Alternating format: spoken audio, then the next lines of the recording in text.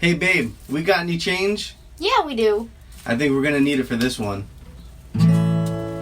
If the Bible's got you tied in fucking knots, if you're burdened with shitty religious thoughts, grab your weed and join the choir. It's the fucking Heretic Happy Hour. You're my boy, Matt! Oh, man. Oh, man. This is so great. I'm telling you, that was awesome. Thank you, James, for sending that in. That was so killer. And I'm assuming that was your wife or maybe your daughter. I'm not sure, singing with you there. Yeah, this is great. And by the way, this is the second time we featured someone doing a new theme song for us. So if you are musical and creative and want to do that, please send them in to us. But welcome to the Heretic Happy Hour podcast. I am one of your co-hosts. My name is Keith Giles. I am the author of Jesus Untangled, Crucifying Our Politics to Pledge Allegiance to the Lamb. And I am joined, as always, by my co-hosts, Matt and Jamal. Hey, guys, say hi. Hi, guys. This is Jamal Javanji. It's a pleasure to be back on the Heretic Happy Hour with you guys. And this is Matt Distefano. So excited to be here. So excited to talk about the topic that we have coming up for you.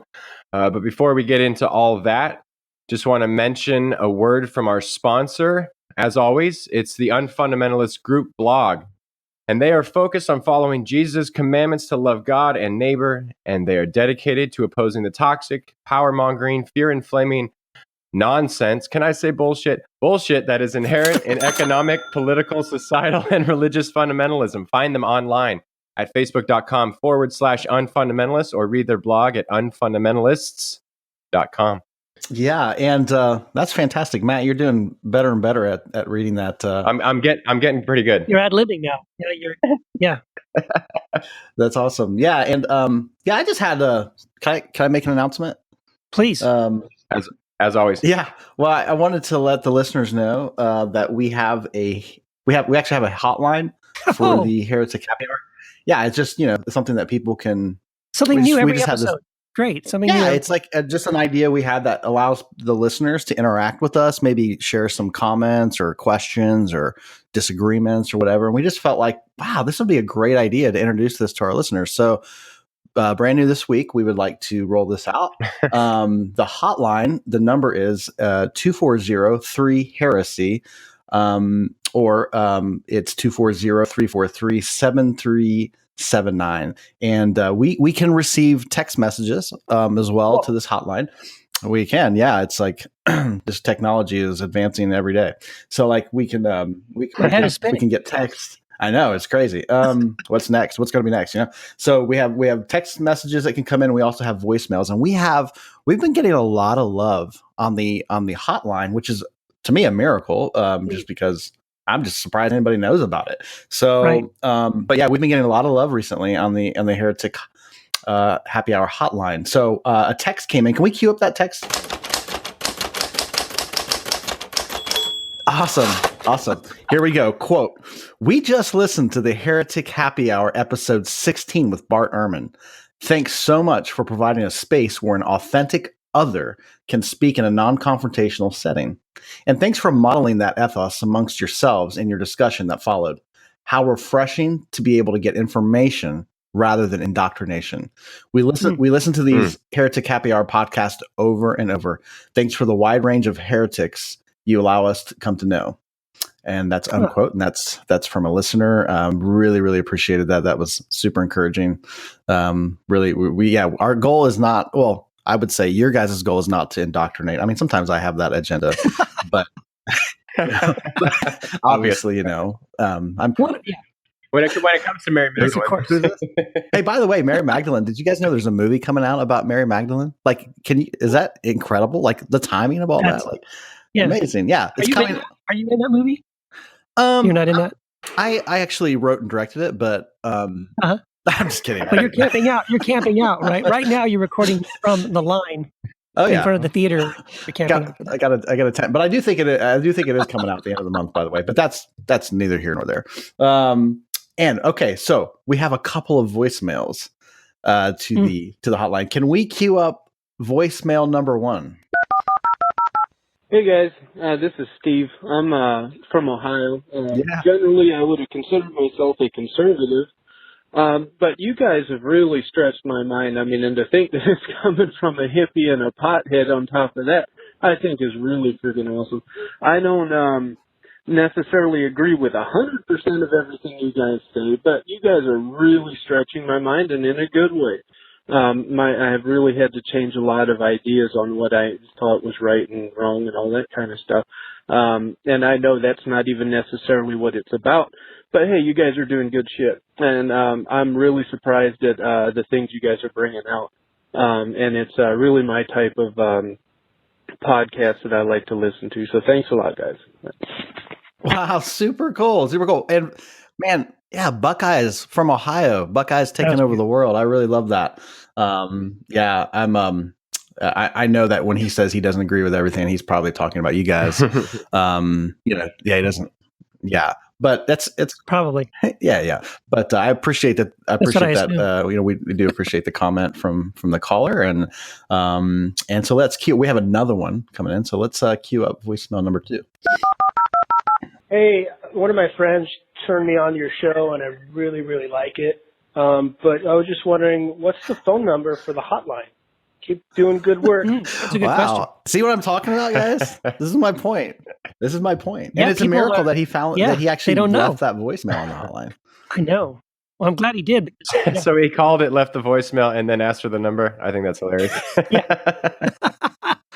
Well, okay.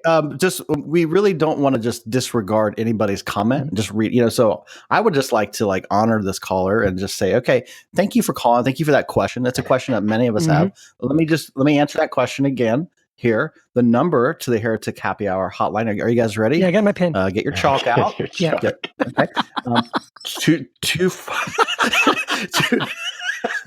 So okay, here it is. It's 240-343-7379. So 240-343-7379 or 2403 heresy. Yeah. Awesome. Wow. You know what? That was a lot of fun. I think it's my favorite episode of the hotline we've ever done. That was awesome. But it's time now for yet another awesome part of the podcast, and that is the Heretic of the Week. It's the Heretic of the Week.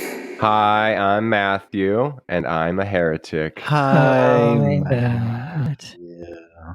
Hey, guys, thanks for having me on. Well, welcome to the program. Welcome to the podcast, Matt. It's an honor to have you here on the show. And just because you may not know, typically what we do when we have our Heretics of the Week on the program, we like to ask them kind of an opening question, which is, why is it that people consider you a heretic, Matt?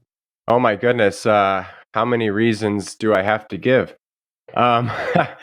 Well, we have all day. We got nothing going on. All right, give me a couple hours. We have an hour. Well, I guess there's a lot of reasons. I as I've said on the show, I'm pretty convinced of universal reconciliation or universalism. Heresy. And I'm just going to wait for the heresy button right there, because even the mention of universalism generally gets the charge of heresy. Yeah. So that's one reason. I do affirm the LGBTQ community and believe that we should definitely open up our arms and embrace those folks into the church at large. The way I approach the Bible has gotten charged of heresy. I don't believe it's inerrant. I don't believe everything that's said in the Bible is an accurate depiction of who God actually is. A big one is, as we talked about even before this show started, before we had this podcast, when we did that thing on penal substitution atonement, that definitely gets charges of heresy a lot, because, like we interviewed Brad Jerzak, he mentioned the same thing. A lot of people conflate their atonement theory with the gospel, and because I don't affirm that the cross turned God away from punishing the shit out of us because he did it to Jesus. I don't think that's an accurate view of the cross. That's led to some charges of heresy. So those are probably the main ones. but there's probably some others. Yeah. But I think that gives us enough reasons to call me a heretic. But the funny thing is I don't necessarily think, historically speaking, that I am, because I read the early creeds and I really don't have too much of a problem with them. I like the Apostles' Creed. I like the Nicene Creed, and I think those are fine. And so if that's our the basis of what we're going to call heretical doctrines, I don't know. I don't really understand why I'm a heretic. And if that's our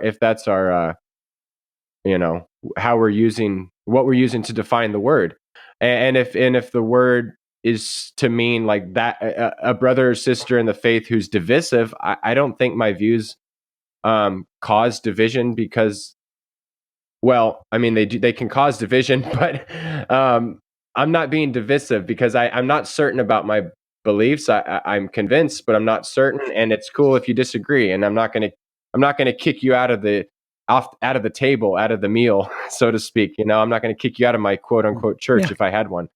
And it's totally cool if you disagree with me. And like we talk about all the time, like us, the three of us don't agree all the time. And we come and sit around the proverbial table and have a conversation. And so I'm not really sure why I'm actually a heretic in terms of if we're thinking about the actual use of the word. Yeah. That's cool. Yeah. Well, Matt, I've had the pleasure of interviewing you on my personal podcast, the Lovecast, a couple times, and we just had an episode the other day. It's cool to hear some of your background, just background of your life and your story. But for our conversation here on the Heretic Happy Hour, I guess the question I would have for you is, do you remember the first time that you became conscious of feeling like, oh my gosh, I've just crossed a line here, and you were okay with that? Because one of the things I think I was thinking about you, and I was like, what is it that why do people react to you? Because we all get reactions just because of the work that we do. Sometimes, from the religious community, we get reactions. But I was thinking about one of the reasons I feel like, and I could be wrong here, but that people are challenged by you is because you're very open about, you give voice to things that that maybe people wouldn't know how to give voice to, or they may be afraid to give voice to. You're very clear, you communicate very clear and confidently about the process, your study. You're not you do the research, you do the work, you've studied those kinds of things. And I think that can be unnerving to a lot of indoctrinated religious people, because again, a lot of those folks, and I know because I came out of that camp, are told certain things that give them a sense of certainty. But they haven't really done the work themselves to really look into it, because that's a scary place to go, because they may mean, something, they may mean what they're told isn't legit. But I feel like you've done that work and it can unnerve. But do you remember the first time that you gave voice to that? This stuff I've received in evangelical Christianity is I really am starting to question that. Do you remember what that was like for you? Well, yeah, if I'm interpreting your question correctly, I would say that the first time I came across something where I really gravitated towards, I was like, yes, that seems like a legit question. The philosopher Thomas Talbot posed this question that if we just look at the Bible on the surface, there are passages that seem to suggest God wants to save all people. There are passages that seem to suggest that God has the power to save all people. And there are passages that seem to suggest some people are lost. And he points out in this triad, as it's known, that all three can't be true. If God has the power to save and desires to save all, then he will. Or, so if some people are going to be lost, then either God cannot save all people or he doesn't desire to. So yeah, I remember coming across that and really having no answer, because and this isn't a way to go about and piecemeal the Bible and just pick things, but I think what he wants us to get us to do is think about these things that, yes, on the surface, if we're just taking a surface reading of the texts, all those things are there, and we kind of have to pick one. Either God doesn't really desire to save everyone, or God is powerless to save everyone, even though he desires it. Or all people are redeemed and reconciled. And I remember posing this to a senior pastor of mine, and his response was a text from Titus that basically said I was self-condemned for asking these types of questions. And I was just like, wow, I'm condemned because this resonates with me, or this line of thinking resonates with me, and I'm condemned, I guess, to hell for posing that question. That's the way I interpreted it. And so I was really excited about it, because I was like, well, maybe the Bible does argue that all will be saved. You know, and that's good news to me. And it really resonated in my heart. But then to immediately just come up, not that, oh, you're just misreading it, or, well, you're just misinterpreting it, but you're literally condemned for asking this. I was just like, holy shit. Like this is going to be this is going to be pretty rough, and things might get a little rocky. And that was just like, I've just got to, start digging in myself and find what rings true to me. And that's really interesting. That's really interesting. So you're saying there's a passage in Titus that was used against you. Did somebody use that against you to say, by you even asking these questions, you're doomed? Was that a passage someone like presented to you, or is that something you read on your own, or what was that? No, I was really just in an email I was sent, and I think it's either Titus 2 or 3, I can't remember, but yeah, his point was basically that, yeah, for those who ask these kind of questions, and I guess he probably deemed it as a divisive question and therefore heretical, that yeah, I was doomed for even daring to suggest such a thing. Yeah. Yeah, that was really striking to me. Wow. Yeah, but see, I think so I've had very similar reactions as well from friends who are pastors as well for asking those kind of questions. And so when the response is something where they push back with either a threat or they want to put fear in your heart, right, or have some kind of threat against you that how dare you question this? How dare you ask this question? You're going down this bad path, like. So you do understand. I mean, this is what I've started to notice. I'm going to ask you what you think about this, because, but you can't put yourself in the mind or in the position of that pastor, right, and see why those questions are a threat to him. I mean, do you understand why they're a threat to him and why they react that way? Yeah, I do understand. I get that. When those questions are presented to us, like our whole paradigm can sort of come down. Like, if in our mind we're preaching the gospel to save people from eternal torment, and someone comes up to us and says, well, I don't think anyone's going to be. Yeah, it's just like, if someone says there's no eternal torment, now what? Right. Now what? Now you've basically undercut my whole ministry, my job, the church that I'm leading. I get it. I don't have any desire to do any of that. I'm just asking honest questions that are in my heart. But yeah, to the point of your question, of course I understand where they're coming from. I just wish it weren't so. Yeah. I wish we didn't have to have that visceral response where, and this will probably be something we talk about in the podcast with the topic that we have.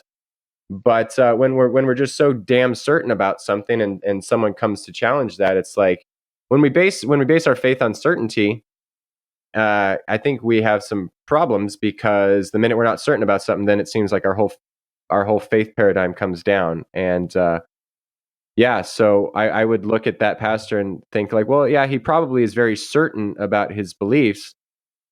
So yeah, that I just think we set ourselves up for failure. Yeah. Well, and here's the thing too, is that I know some of these people too, because I know they listen to our podcast, because I've talked to some of them, but it's even more challenging when you are the pastor of the church and you yourself are having these questions, and then you're left with, what do I do about it, right? Because I know there's some guys like that, and like I said, some of them listen to our podcast and they're stuck, right?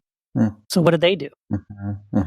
Yeah, and I just had coffee with one who is like, I don't know how much longer you could do this, because it's like, it's almost dishonest, because I have all these questions and I don't line up with how the board wants me to preach or what they want me to believe and think, and I don't believe that anymore. So what am I supposed to do? Because at the end of the day, the bills keep coming, the mortgage has to be paid, and so I get that. I mean, and that's not to say someone's dishonest. That's just the reality of life. Like, if I walk away from something that pays my bills, well, what the hell am I going to do now? Right. Yeah. Well, Matt, I mean, I would say, yeah, I think the longer I go down this road and the more that I look back, even in my own life within evangelical Christianity, or I look at the system of, for the most part, the Christian world, it's so dishonest, because if you have to appeal to fear to keep people from asking questions, the very fact that you had a question is not being addressed. It's like, well, what is that drive? And if you have to demonize the motivation behind it, that's completely dishonest. And so it does these pastors and a lot of folks who are conflicted. They're in churches, they're sitting each Sunday, they're listening to these sermons. They know that, behind the scenes, like a lot of, even though sometimes the messages may sound good, what's coming behind it is literally an appeal to fear. Hey, you could be on the outside. You may lose your salvation. You may end up perishing. People you love may, be lost forever if you don't proclaim this message. That's an effective, but at the end of the day, when people are conflicted with that, when they actually start to question that, and then they have to like drown out those questions to just keep the appearance, to me, that is the epitome of dishonesty.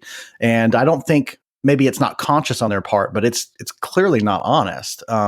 Because if they were honest, they could just share the questions they had. But for you had to like literally take a passage of scripture that was presented to you, and you had to which I applaud you for it. My hat goes off to you. The fact that you had to say, you know what, I'm gonna ignore that passage, and I'm gonna push through. I don't know if you would clarify, well, I'm just ignoring this passage, but I would ignore it. I mean, I think that passage in Titus is, it's used to keep people from asking questions. So it's mm-hmm. For you to move forward in your deconstruction process, you had to literally overlook that. And I'm sure a lot of people can resonate with that. So I applaud you for that courage, because it takes real courage to do that. But for you, what was your deconstruction process like for you? What was that when you started to deconstruct and push beyond that? How'd that affect you? It was really, really difficult. I had a really big problem with the depictions of a violent God, and I looked around the world and I was like, man, human beings we could be so shitty, we don't need that God. And so it was like, well, maybe there isn't a God. Because if this thing we call God is a reality, and God is just like us, he's retributive, he's violent, he's sacrificial, he's all those full of malice, which some people's theology makes it seem to believe that, if that's true, then God is full of malice and anger and hate. Well, forget the whole thing. I don't need that God. And we don't need that God. We're capable of all those things on our own. So I did have a spell with atheism, just because I conflated God and theology, and all those theological claims I thought were God. And so I was just like, well, let's just chuck out the baby with the bathwater. And then I came across some writers, Rene Girard, Brian Zond, Michael Hardin, folks like that, who I was like, wow, I haven't thought about this sort of thing in this way. I haven't heard people talk about a non-violent God. That seemed absurd in my mind, because God was just violent, full stop, end of story, don't ask questions, because the Bible says. And so it was really rocky to come out of that. The Bible says God is violent, blah, blah, blah, blah, blah, all the things we say, and then just move past that. So that was tough for me, because atheism, when I concluded, I wasn't a strong atheist, but it was almost just as uncomfortable, because it was just, I didn't want to accept that as the well, there is no God, but I did conclude it for a second, but something in my heart or my soul just wasn't quite like, yeah, that's true. And so I just kept pushing through. I kept studying. And then I came across these authors that I mentioned, and I was like, okay, maybe God's nonviolent. Maybe the cross should be viewed non-violently, as absurd as that sounds initially, because obviously the cross is a very violent act. But I heard these atonement theories that were more non-violent. that were non-sacrificial in the traditional way we think of sacrificing to the gods so that they don't smite us. But that's where I almost think if I would have stayed in atheism, I wouldn't have gotten so much pushback. It would have just been like, "Oh, poor Matt, he's an atheist." It was when I came back and was like, "Oh, let me tell you about the gospel or Jesus or non-sacrificial atonement or the reconciliation of all things," as the writer of Luke Acts says. Well, that's when shit hit the fan. You know, it was like, well, now you're in some muddy water, Matt. I almost feel, and I don't remember who I was reading, but maybe it was Sharon Baker in the documentary Hellbound, and she was talking to one of her students, and the student said, it would have been better if I stayed an atheist than moved on to this different view of God. It would have been easier interpersonally with the religious folks, with her church, with her family, and I kind of get some of that. Like I feel like that might have been true. It's when we go back and then have something to say about the gospel that or the Bible or anything that doesn't line up with where we came from. That's when I feel like that's when you get into some really, really you have some problems with your family, with your friends, with your former church. Yeah. So yeah, that was a very difficult process for me. But you push through and you just feel like, well, the gospel is the gospel, and I'm going to preach the gospel. And if things get a little murky, then that's what happens, and that's okay. But it takes a while to get through that place where you're not angry and bitter, and you're like, okay, it's okay that people aren't with me here. It's okay that I'm getting called all the things that I get called for having this different view, and we'll make it through. Yeah, Matt, I just want to say this real quick. That what you just said, it's okay if people aren't with me. Like that statement, gosh, I really wish I could shout that from the rooftops, because I think people are going through this process. The most painful thing, one of the most painful things to experience, is when people you know and love aren't with you anymore. And that's real. You feel that, but it's okay. I just think, for people who are listening, it's like, it's okay if people aren't with you in this process. It's really okay, because you're not alone. That's such a huge point. Yeah, I agree. Yeah, and when you were talking, Matt, about how when you kind of spent some time in the wilderness of atheism for a while, and then there were certain authors, right, and then there was a handful of people like Sandhya Jha and Hardin and people like that helped kind of pull you back. And I was thinking, it's kind of too bad that, it's a shame that no one could write maybe one book that kind of included maybe each chapter would deal with each of those kind of important things. That maybe there'd be one book you could give to somebody who was in a similar place that would really address all of those things instead of having to give them a stack of books. What do you think about that? I think it's a great idea, Keith. You're going to write that Somebody book? should. If not, someone should. But I think maybe you might know about a book like that. Yeah, and someone should release it on April Fool's Day and Easter. That right? would be genius. Yeah, no, you sneaky bastard. So, I do. Yeah, there's a book that I did write which does do that, or attempts to. I hope it does. And I called it Heretic with an exclamation point. Ooh.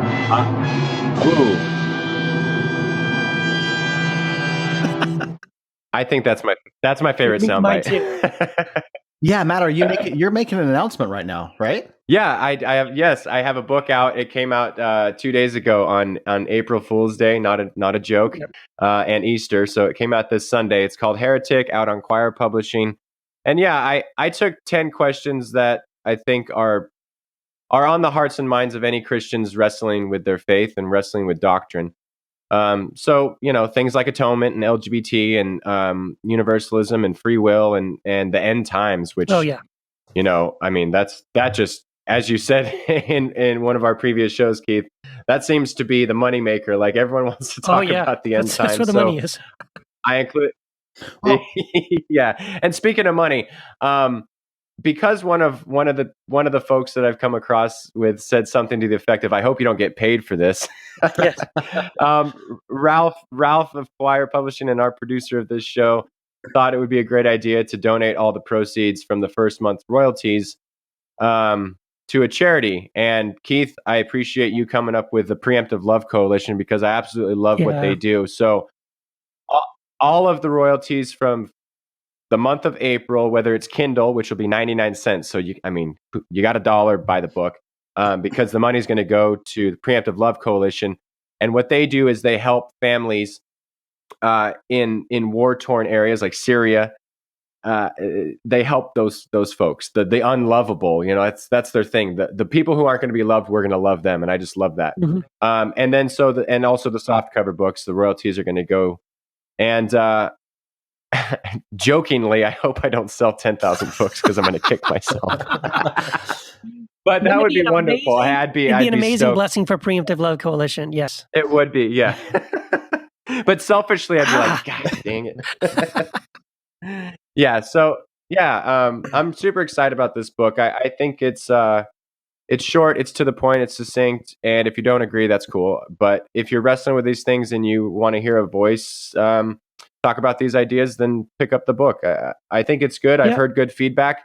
I got a great initial review from an atheist who actually liked it. So I'll say I've read it, and I think it's great, and I do recommend people read the book. It's really awesome, and it is I think it's a great thing to have because you do deal with, I think, all the major objections and themes and questions that people have, and you do in a very artful, intelligent, well-written way, well thought out way. So I would totally recommend the book. Well, thank you. And I think people who, make it a habit to attend church services on Sunday morning, maybe like to get dressed up, people who are just maybe people who've graduated from seminary, people who are really upset with people like Rob Bell or other folks who are challenging, conservative thought processes. I think that this will make a good book for them, maybe a gift, a Christmas present, birthday present, something like that for them. What do you think? What do you think about that? Yeah, that's a great idea. Yeah, the more books I can sell, the better. I'm just kind of kidding about that. Oh, but I mean, I say bring it on. Mother's Day gift. It's a great Mother's Day gift. Yeah, that's fine. Free grandparents.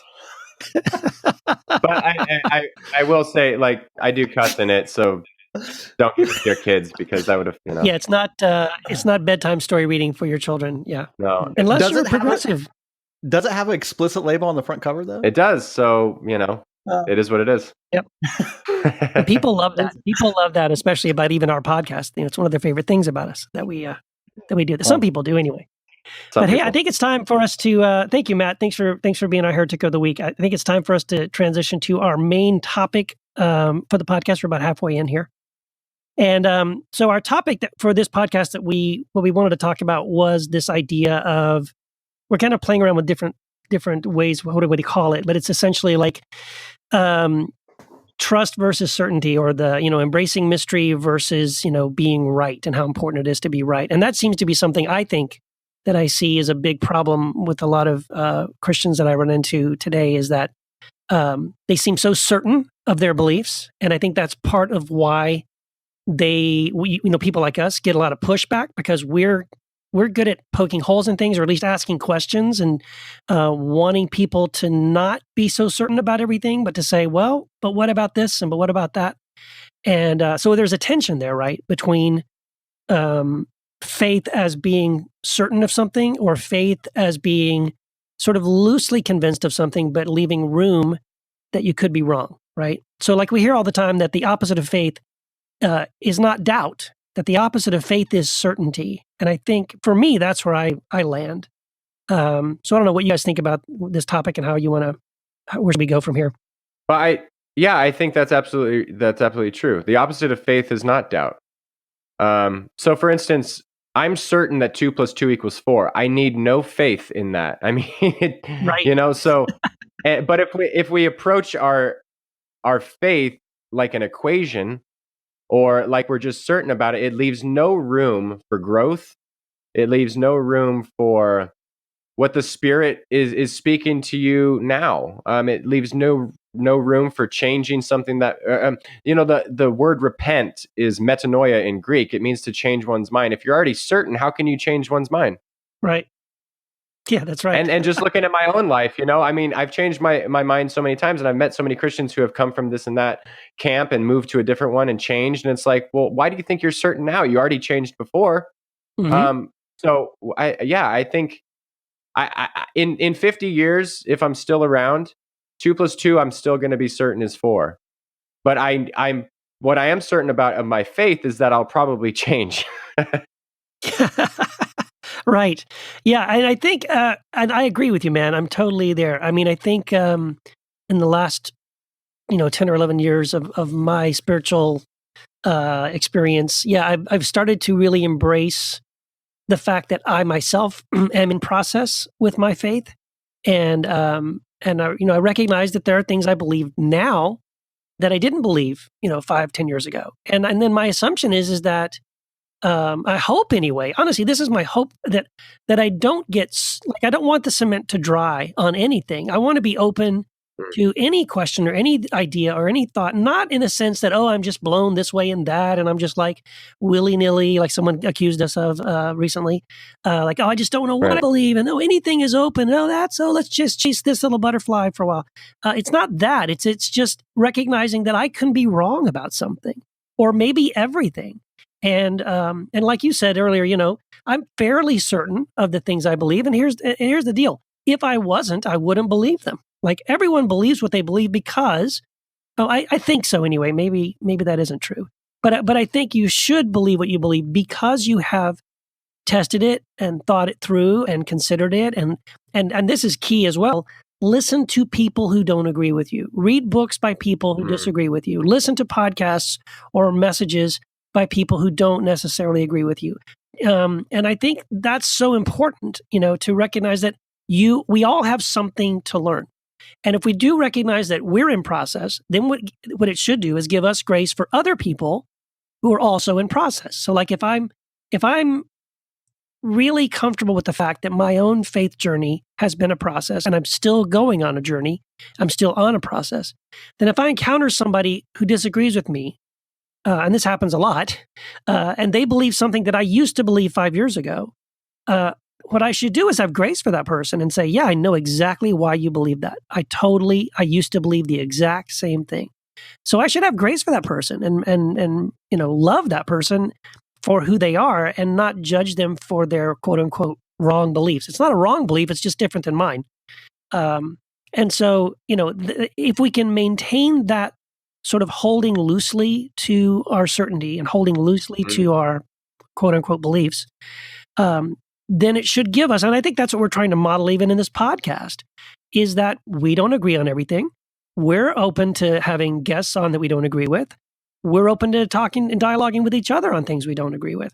But the reason why is that we assume we have things to learn. More so than I have something to teach you, sit down, shut up, and listen to me, right? Which is taking a much different posture. Right.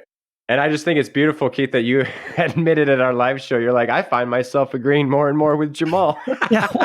Oh my gosh. Wow. Well, I love what you guys are saying. It's awesome. I agree with everything. I kind of want to problematize this for a second here, if I could. Hey, that's mine. That's fine. well, let's. For those of you playing at home. Yeah, let's switch the roles up. You can talk about Mary, and I'll talk about problem. Okay.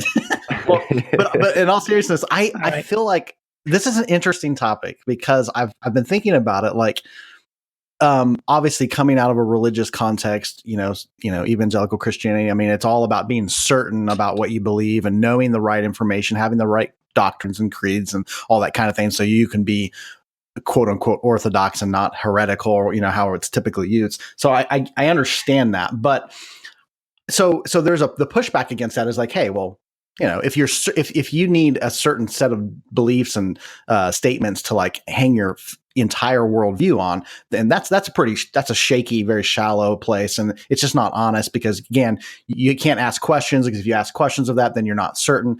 The reason I think certainty is such a big deal, because certainty actually is legitimate in some ways. So I subscribe to, and I've, this is again a whole other topic, but I'm a firm believer that all human beings have the same essential needs.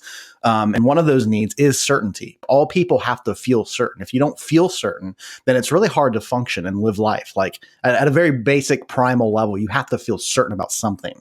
And this is a human psychological need. It's been demonstrated, documented, proven in many different studies. So I really believe that when people who gravitate towards dogmatic religion are people who tend to have come from, again, this is a kind of a broad brush to paint everybody, so not everybody fits this mold. But a lot of times, and I can speak for myself, when you feel uncertain in life, this is a huge attraction, is to get sucked into a system of belief that gives you an illusion of certainty. Again, it's an illusion; it's not real, but that's why it's so strong. But my question is, can you be certain about some things? And the reason I ask that question, because I do believe it's important to be certain. But if you're basing your certainty on information and doctrine, I don't think you can be certain. But however, one of the things I'm really impressed with Jesus is when I look at Jesus, when I read the Gospels and I see him teaching, he's pretty certain. Like he comes across pretty certain. And actually he would teach with authority. And a lot of the religious leaders were unnerved by that because he taught with somebody with authority. I think even an authority that went beyond their certainty in their doctrinal stances. So because his certainty, I think, was not coming from ideas. It wasn't coming from theological presuppositions or statements or, constructs that were crafted together by theologians. I think his certainty was coming from the heart. And so, for example, and I heard a presidential candidate say this during the election, and they said, "Hey, how do you make decisions? Do you use the Bible?" They're trying to beat this candidate. So, do you use the Bible to inform your decision making process? And this guy was like, "No," and it was kind of shocking. He's like, "No." He's like, "I respect the Bible. I like to read the Bible." He's like, "But I love my neighbors and I love my family." He's like, did I need the Bible to tell me to love my wife? Like, do I really have to like?" And so, like, he was pretty certain in the sense, yeah, I love my neighbors, I love my wife, I love my family, And I was thinking about that, and it's like, I'm pretty certain. Like, one of the things I don't hear Jesus saying is, "Hey guys, I think my Father is loving." I could be wrong about that, but I think he may be loving. Like, you don't hear him saying that. I mean, it's very certain. This is how God is. And it's because it's not coming from a doctrinal place that we're so used to in the religious world. And like, I feel the same way. Like, I'm very certain for me personally, and again, I'm not like trying to teach this as a doctrine, but I am very certain that the doctrine of eternal conscious torment or annihilationism, this is just where I'm standing. I am very certain that that's all hogwash because of what I know, but not from a doctrinal place, just because what I've come to know about this, the understanding of love and the way love is. I'm fairly certain, very certain that death is not real. I'm very certain in how I love the people that are in my life and my family. And like, I understand that at a level of certainty. So that's a question. I guess that's just something I want to put out there and to say, when can you be certain? And can you be certain when it's coming from the heart versus the mind? Yeah. I was, as you were talking about that, I had a thought. There's the verse that in the Bible that says, I can't remember where it's from. I think it's in Timothy or something, but it says, faith is the evidence of things not seen. And what I think is interesting about that statement is that, so faith is about things you don't see, right? And so faith is the evidence of things that you don't see. So ultimately, faith is about evaluating the evidence, which is what we're doing. We're trying to say, okay, well, we have a certain belief based on we had this certain evidence, but now here's different evidence. And so let's evaluate this evidence. And then the problem is we get attacked because how dare you bring some new evidence that challenges my conclusion? But see, the faith is not about the conclusion. Faith is about the evaluation of the evidence. And so anyway, I just thought that was interesting. I think if we can keep it in that place of like, we don't know everything, and we are just evaluating what we believe is the best evidence of something. And that's what our faith is built on. But I love what you said, Jamal. I want to answer your question because I agree with you on that whole thing about what can we be certain about?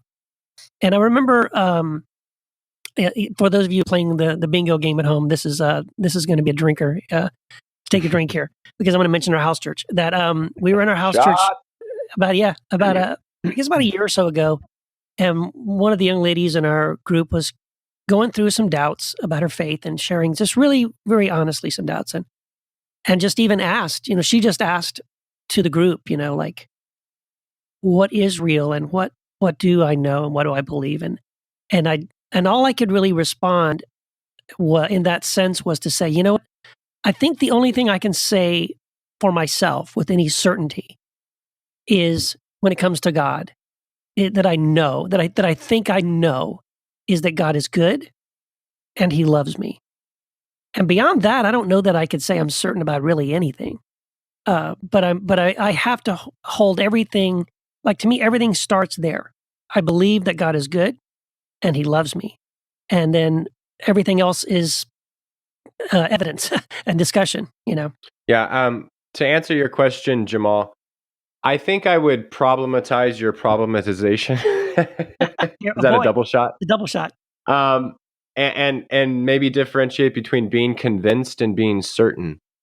So I can be very convinced that my wife loves me, but I don't know. Can you be certain about that? There's this Alan Watts quote, and I've got it on our notes here, but I'll just read the second part of it.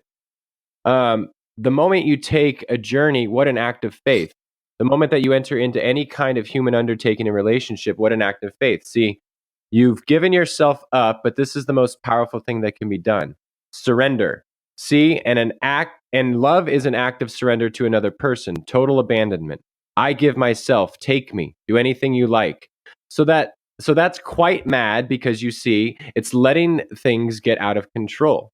So actually, therefore, the course of wisdom, what is really sensible is to let go, is to commit oneself, to give oneself up, and that's quite mad.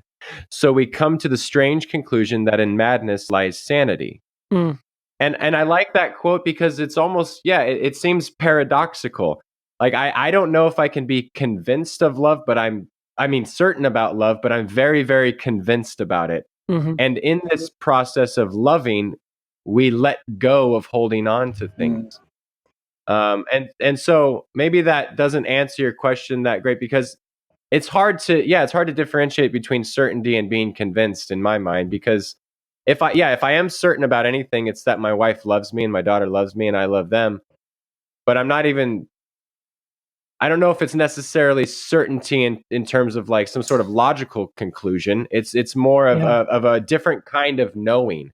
It's experiencing love and being very, very convinced about that as a real experience. Yeah, I totally agree with that. I think it's a different kind of knowing. I love how you said that. And I would like, it's not a knowing that comes from a propositional or a logical, construct. Right. It's a knowing from a whole different place. Like, for example, I remember I was at a book signing by William Paul Young, the author of The Shack, one time, and basically, he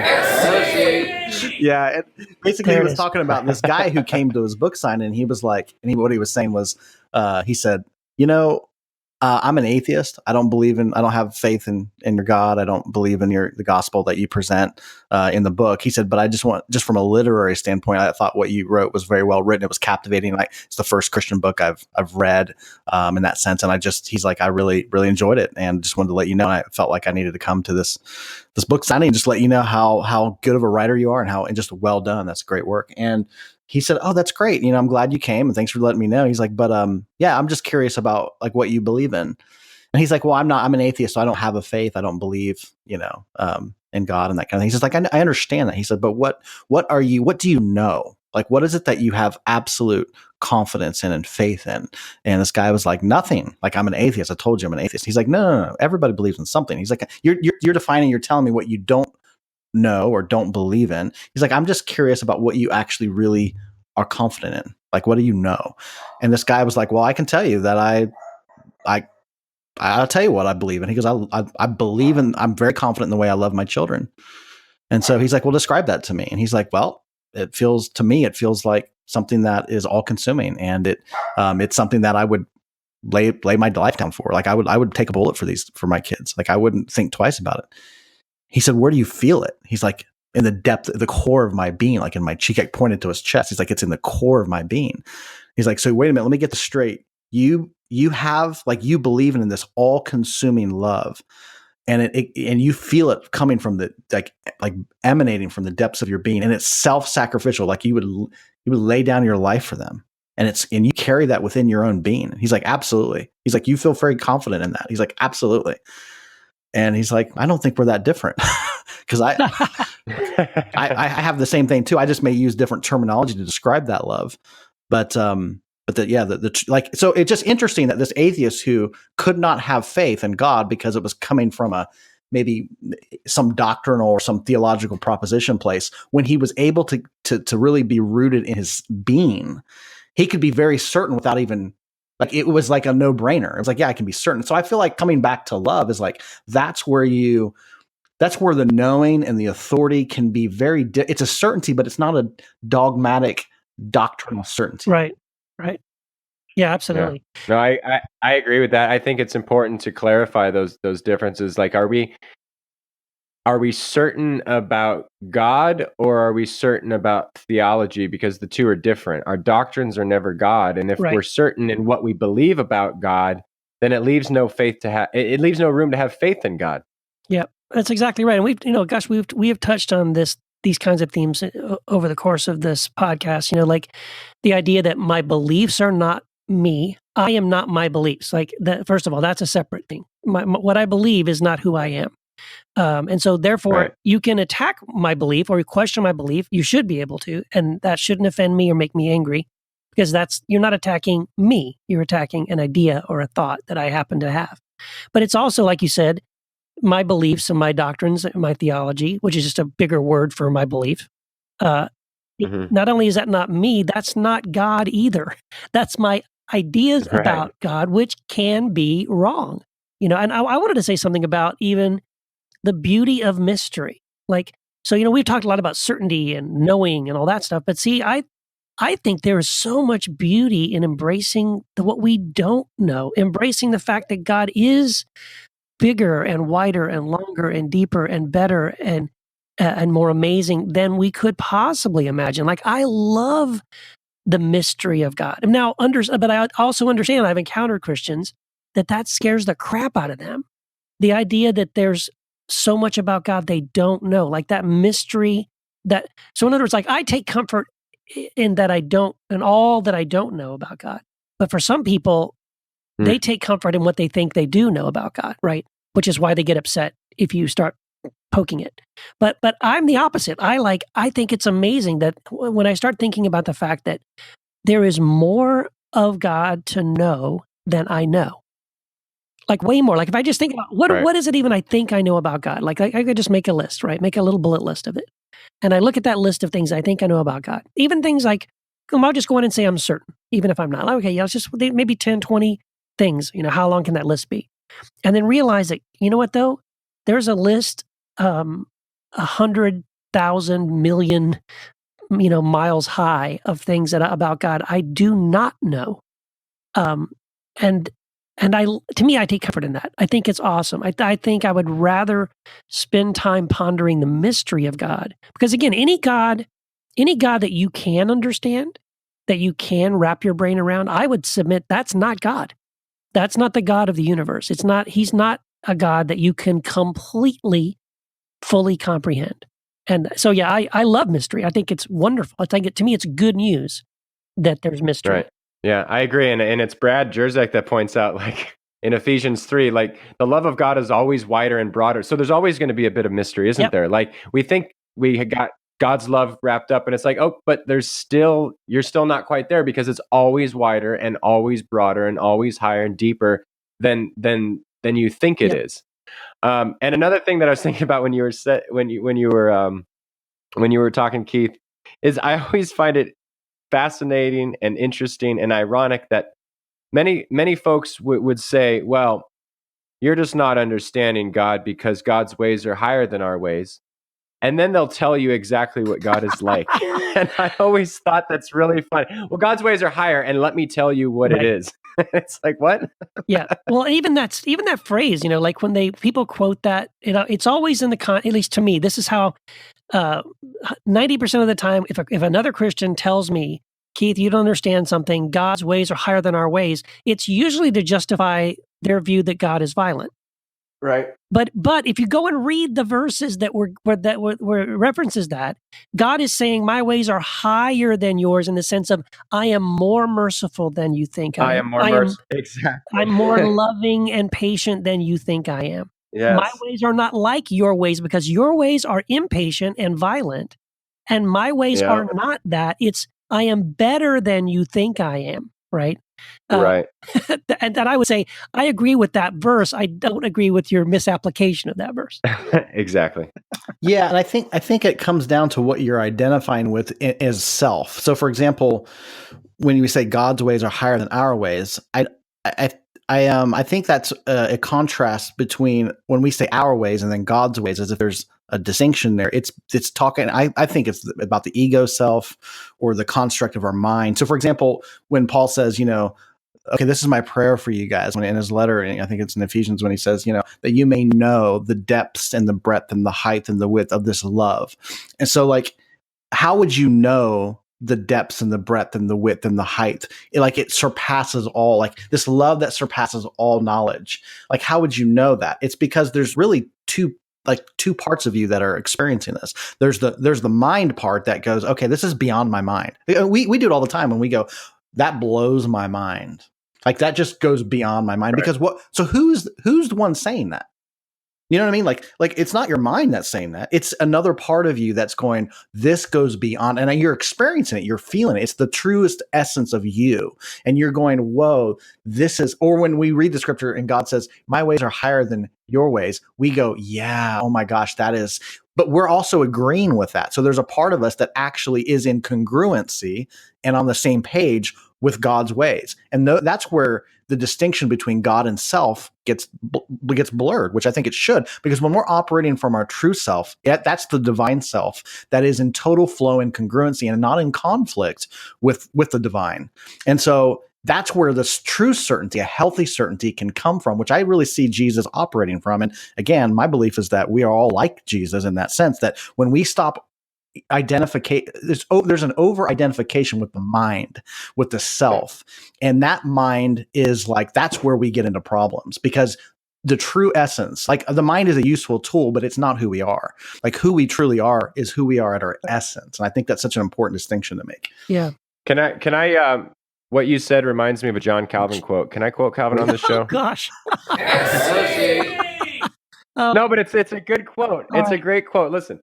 All right. Our wisdom, insofar as it ought to be deemed true and solid wisdom, consists of two parts, the knowledge of God and of ourselves. But as these are connected together by many ties, it is not easy to determine which of the two precedes and give birth to the other.